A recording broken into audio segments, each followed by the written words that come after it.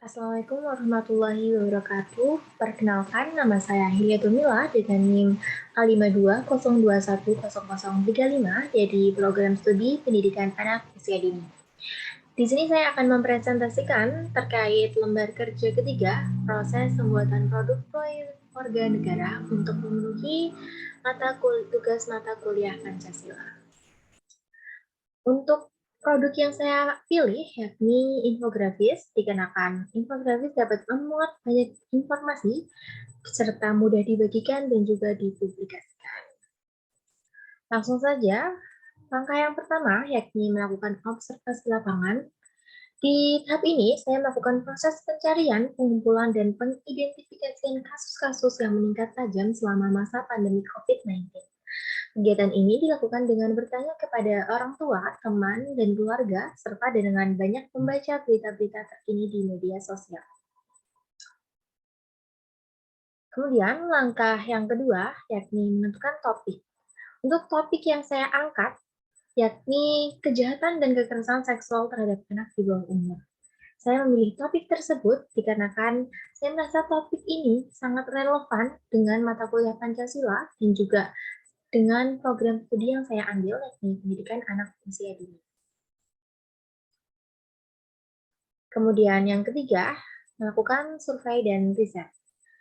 Saya melakukan survei dan riset terkait kasus kejahatan dan kekerasan seksual pada anak dengan mencari data terkait kasus tersebut melalui berbagai sumber referensi seperti buku, artikel, jurnal, media online, dan lain sebagainya. Lalu, tahap yang keempat yakni mengumpulkan dan menganalisis data. Untuk data yang sudah saya dapatkan, yakni data kasus kejahatan seksual terhadap anak di Indonesia dalam 3 tahun terakhir, contoh kasus kejahatan seksual terbaru, faktor pendorong terjadinya kasus kejahatan dan kekerasan seksual terhadap anak di bawah umur, dampak secara fisik maupun mental bagi korban, baik hukum atau peraturan perundang-undangan yang mengatur, dan juga cara penanganan terbaik bagi anak yang sudah mengalami kejahatan serta kekerasan seksual. Kemudian langkah yang kelima, yakni pembuatan narasi infografis.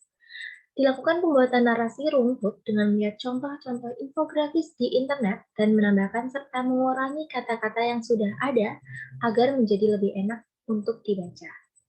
Kemudian yang keenam, yakni pencarian ide desain infografis. Dilakukan pencarian contoh desain infografis agar infografis yang dibuat menarik minat pembaca. Untuk website yang menjadi referensi, yakni Pinterest, Flickr, dan Canva. Selanjutnya, langkah yang ketujuh, yakni pembuatan sketsa awal. Di sini saya membuat 7-8 slide sketsa visual dengan menggunakan Canva yang nantinya akan diisi materi edukasi terkait kejahatan dan kekerasan seksual terhadap anak di bawah umur. Kemudian, langkah yang ke-8 yakni pengisian materi dan pengeditan desain. Penyusunan dan penyatuan antara materi dengan desain yang sudah dibuat dilakukan agar menyebabkan membaca terprovokasi dan menjadi lebih aware terhadap kasus-kasus tersebut.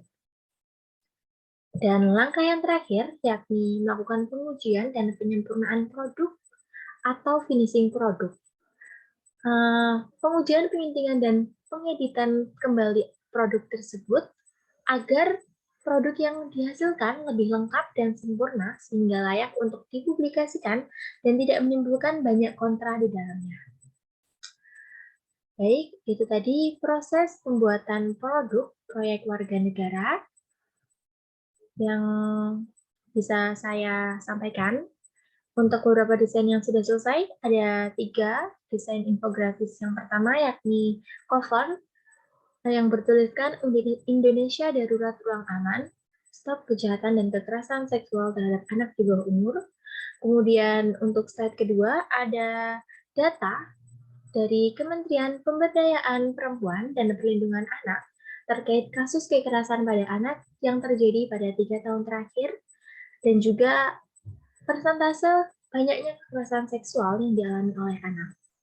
Kemudian di slide terakhir, ada beberapa contoh kasus di tahun 2021, kasus terbaru pada bulan November 2021, yakni adanya penggerebekan rumah pelaku pencabulan terhadap anak usia 5 tahun dan 7 tahun, dan ternyata pelakunya adalah keluarga korban sendiri.